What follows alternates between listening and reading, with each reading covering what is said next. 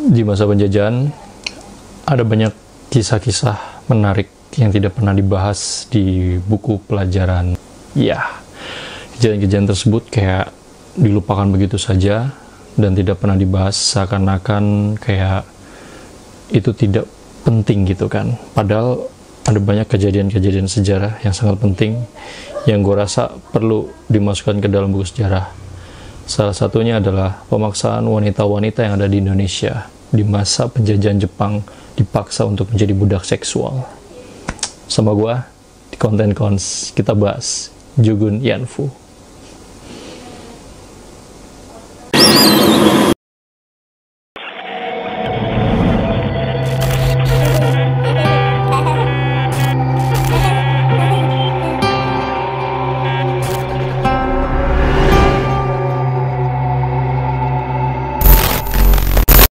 Yo, apa kabar semua? Balik lagi bersama gue, Vince Budi. Channel gue, Vince Prakoso. Ya, nama gue Vince Budi, tapi channelnya Vince Prakoso. Harusnya tuh Vince Budi anjir. Jadi gue gak perlu ngomong channel gue lagi. Ya udahlah, oke. Dan jangan lupa untuk subscribe channel ini, oke? Sebelum kita mulai videonya, video utamanya pembahasan mengenai Jugun Yanfu ini. Dan jangan lupa juga like video ini kalau kalian suka, dan komentar sebanyak-banyaknya, oke? Gue tunggu komentar kalian. Terima kasih. Kali ini gue akan bahas sesuatu yang kejadian di masa lampau, di masa penjajahan Jepang ya. Jadi ini intro dulu ya.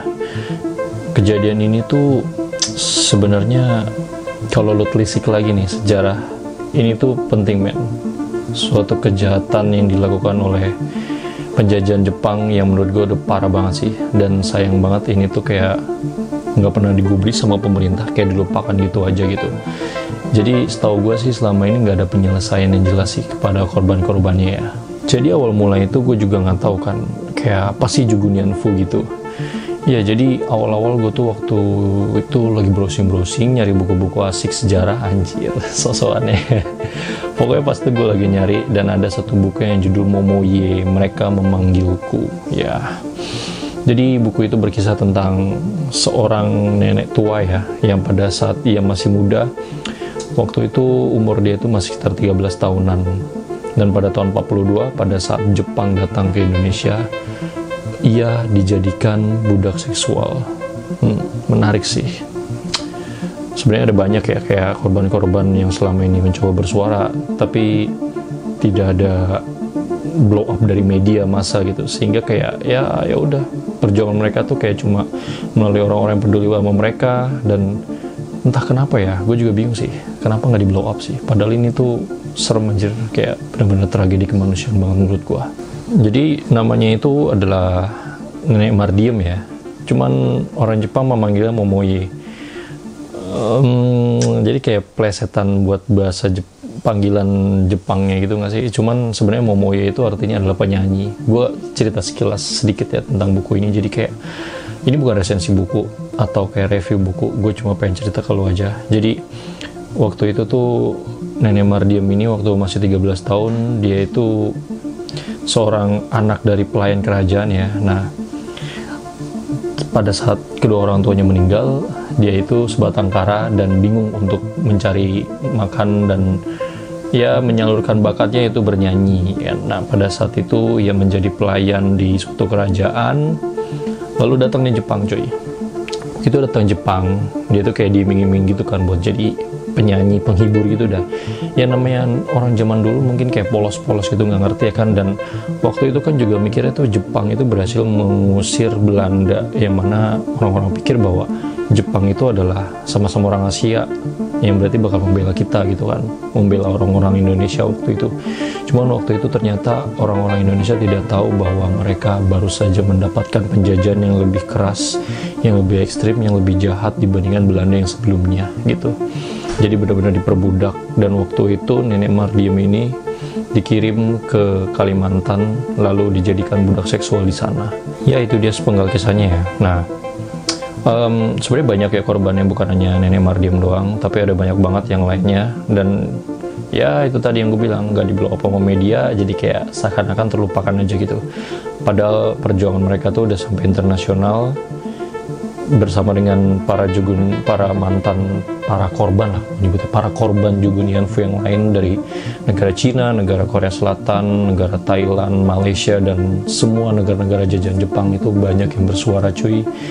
Dan ya lu tau gak sih berita 2017 sekitar 3 tahun yang lalu ya berarti, waktu itu di Korea Selatan tuh ada kayak patung anak kecil yang ditaruh di depan kantor kedubes Jepang yang ada di Korea Selatan, dimana patung itu tuh anak kecil yang lagi duduk tanpa alas kaki. Di sana tuh banyak kayak ada aktivis HAM yang ngelingkerin anak itu tuh dan kayak melakukan aksi demo gitu kan. Waktu itu tuh kayak pemerintah Jepang ya intinya kayak malu gitulah, dan ya mereka menarik kedubes mereka sih. Menurut gue ya kalau nggak ngerasa salah ya nggak mungkin ngelakuin itu ya kan pemerintah Jepang. Ya sampai sekarang gue rasa itu masih berlanjut ya hukumnya, jadi ya mungkin kalian bisa browsing sendiri ya kalau soal itu. Jadi pada tahun 1942 ya waktu Jepang datang ke Indonesia, namanya tentara ya kan, tentara itu kan rata-rata kayak cowok semua, nggak ada ceweknya sama sekali. Nah ternyata dari pemerintah Jepang tuh juga memberikan semacam kebijakan di mana Jugunianfu itu diperbolehkan selama peperangan itu ya.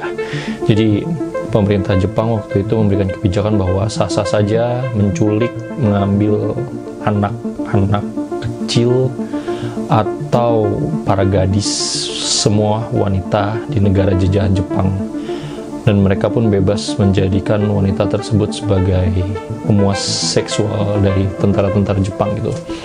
Jadi waktu datang ke Indonesia, para wanita yang waktu itu tuh kebanyakan orang pribumi ya, tapi tidak lupa juga kayak orang-orang Portugis, orang-orang bule-bule Belanda gitu yang mereka jadikan budak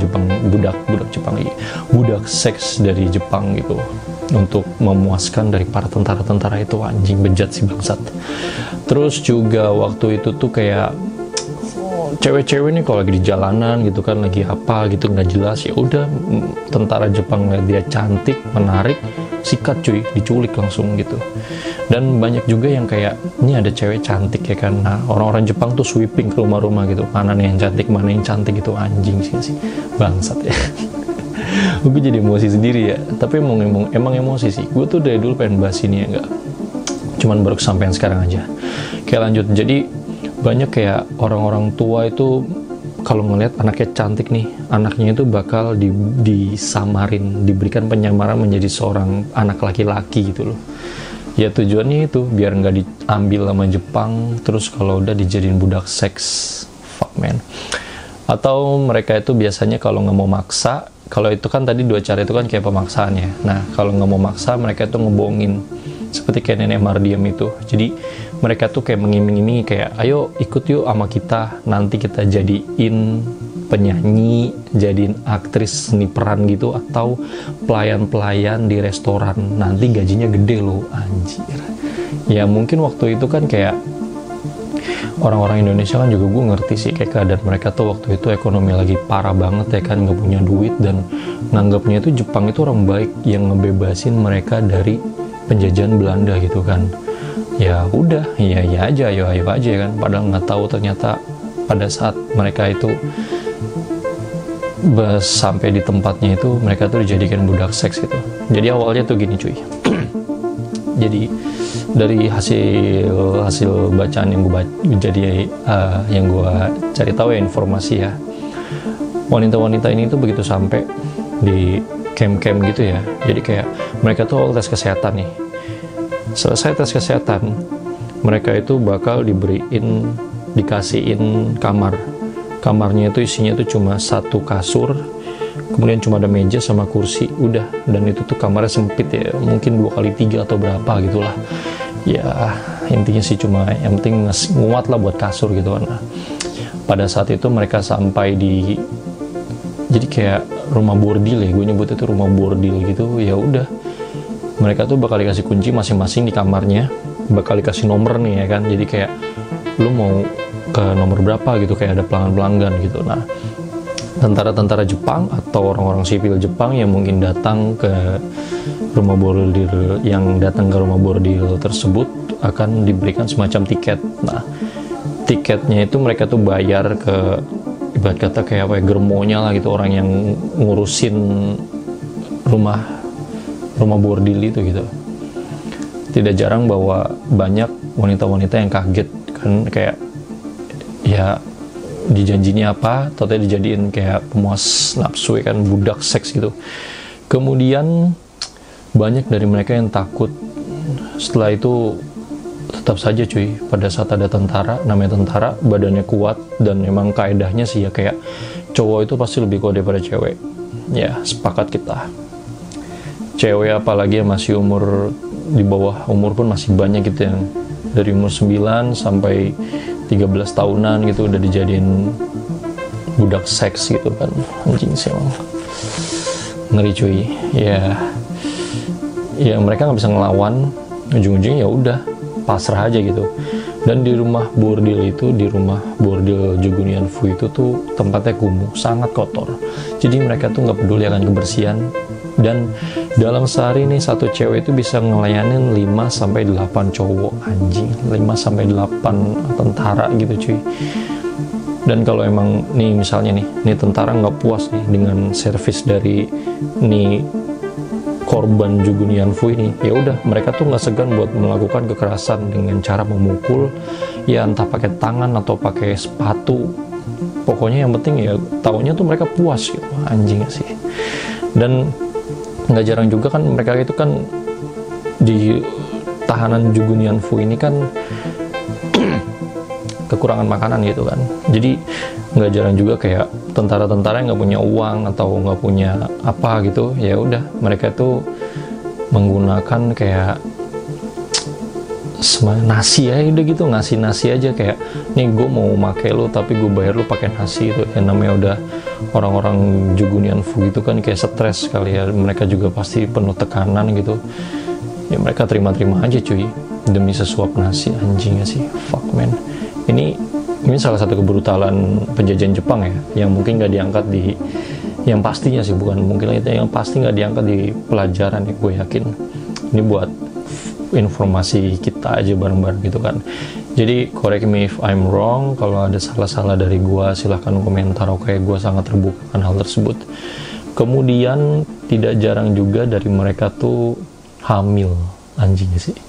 Kalau hamil nih, begitu hamil dan ngelaporin ke kayak pengurus dari Jugunian Fu ini, ya mereka tuh disuruh gugurin. Gugurinnya tuh dengan cara kayak neken perut sekenceng-kencengnya sampai gugur, anjing. Dan banyak juga yang mengalami pendarahan. Cuman ya balik lagi ya, Jepang itu waktu itu menganggap para Jugunian Fu itu kayak alat aja sih, kayak ya udah lu pendarahan bersihin langsung kerja lagi gitu, langsung ya cowok datang lagi, anjing sih. Bahkan ya banyak juga yang kena penyakit kelamin, penyakit kayak pembusukan rahim dan segala macam sih, gila. Ya itu jadi selama masanya ya, itu jadi kayak wah anjing kacau banget sih kan. Tapi pada saat tahun 45, pada saat Jepang menyerah kepada sekutu, waktu itu kan Hiroshima dan Nagasaki dibom tuh, yang membuat kota Jepang itu, bukan kota sih, negara Jepang itu menjadi porak-poranda dan Jepang mengakui kekalahan mereka kepada sekutu ya kan. Ya udah, Jepang hengkang dari Indonesia. Nah, nasibnya para Jugunian Fu ini tuh jadi nggak jelas cuy. Jadi pada saat itu ya mereka itu kan lagi di rumah bordil dan ngelihat kayak kok sepi gitu, nggak ada orang, dan mereka tuh cuma dengar kayak suara-suara ledakan-ledakan aja gitu. Kemudian para maminya nih, bukan mami sih, kayak ya pengurusnya lah, pengurus Jugunian Fu ini cuma ngebukain pintu dan bilang kayak udah kalian bebas, terserah kalian mau ngapain gitu kan gitu. Ya rata-rata dari mereka setelah itu kan kabur dan rata-rata dari mereka tuh ada yang ya jadi gembel aja gitu kan, jadi tunawisma. Kemudian ada juga dari mereka yang bunuh diri karena nggak kuat kayak menghadapi tekanan ya kan. Mungkin mikir juga kayak oh anjir, gue abis ini mau jadi apa gitu kan, gue juga udah nggak ada harga dirinya gitu kan. Dan Dan juga ada beberapa sih dari mereka yang hidupnya beruntung mendapatkan kayak kehidupan yang layak gitu. Tapi tetap saja cuy, pada saat mereka mendapat kehidupan yang layak dan diketahui bahwa background mereka itu pernah menjadi Jugun Ianfu, padahal ya mereka juga nggak pengen anjir jadi Jugun Ianfu tuh. Mereka itu kan dipaksa, mereka itu kan bukan melakukan tersebut atas keinginan mereka sendiri gitu. Tapi stigma orang-orang di sekitar mereka waktu mereka sudah mendapatkan kehidupan layak negatif. Jadinya tuh para korban Jugun Ianfu ini tuh selalu dicemooh, kemudian ya gitulah anjir, kasihan sih. Selama seumur hidup mereka tidak pernah merasakan ketenangan dalam kehidupan mereka cuy. Sad sih anjing. Ini harusnya yang dibahas, yang di blow up gitu loh sama media. Bahkan kalau bisa tuh kayak masukinnya ke buku sejarah anjir, jadi tahu gitu loh. Dan ya dari mereka pun banyak yang ujung-ujungnya bersuara ya pada saat udah tua gitu kan, seperti yang gue bilang tadi. Jadi mereka tuh terus berjuang untuk menuntut pemerintah Jepang itu meminta maaf gitu kepada mereka, dan juga memberikan kompensasi yang layak atas kejahatan mereka di masa lampau. Wow. Ya, semoga aja ya. Jadi, semoga aja usaha mereka membuahkan hasil. Dan, ya, jangan sampai ada lagi lah anjing kejadian-kejadian kayak gini. Ngeri cuy. Cuman ya, mereka udah tua ya. Banyak dari korban-korban ini tuh yang udah meninggal gitu. Dan ya karena udah meninggal jadi kayak ya udah, pemerintah Jepang pun kayak udah lupain aja lah gitu. Jadi nggak ada penyelesaian yang jelas juga sih atas kejadian ini. Oke cuy, anjing gua ngebacot mulu gila deh tadi, nggak ada berhenti-berhentinya. Tapi emang seru sih bahas Jugun Ianfu ini. Gue seneng sejarah sih emang. Ya segitu aja dulu. Jangan lupa subscribe channel ini, oke? Dan like video ini kalau kalian suka. Share juga ke teman-teman kalian mengenai video ini ya, oke? Dan komentar juga jangan lupa. Terima kasih. Gue undur diri. Sampai jumpa di video selanjutnya. Goodbye.